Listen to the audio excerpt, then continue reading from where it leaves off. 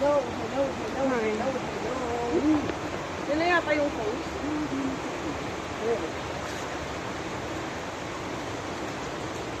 Yan na.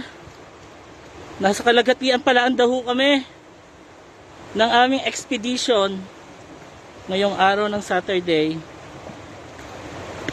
Pero kahit to anong pagod, ang layo, 2 hours nalalakadin, ay ito ho ang tumambad sa amin. Napakagandang nature,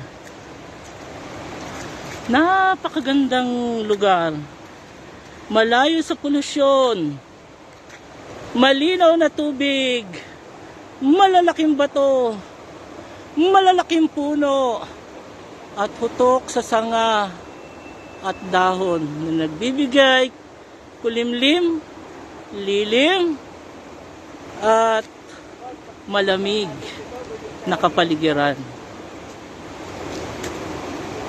O, yun na po ang aming mga kasama. Mukhang naligo na. Talaga ho ang tubig ay inviting. Malayo pa ka? Malayo pa? Naku, malayo pa daw. Siguro ito ay ano, abutin ho kami ng 3 araw. Alas 12, also. 12:08 daw ho.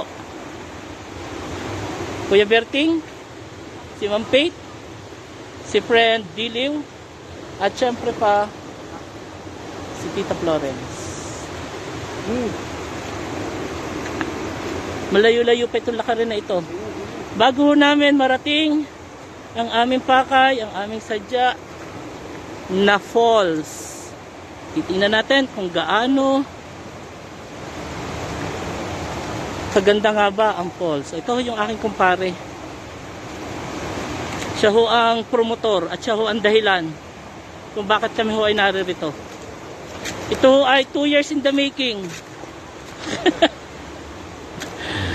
2 years in the making. 2 years ho kami nagyayakagan. Ngayon na ang kaganapan. Lalaki ho ng bato. Medyo ingat-ingat lang sa bato dahil madulas at medyo matalas. Sige po, mamaya na po uli.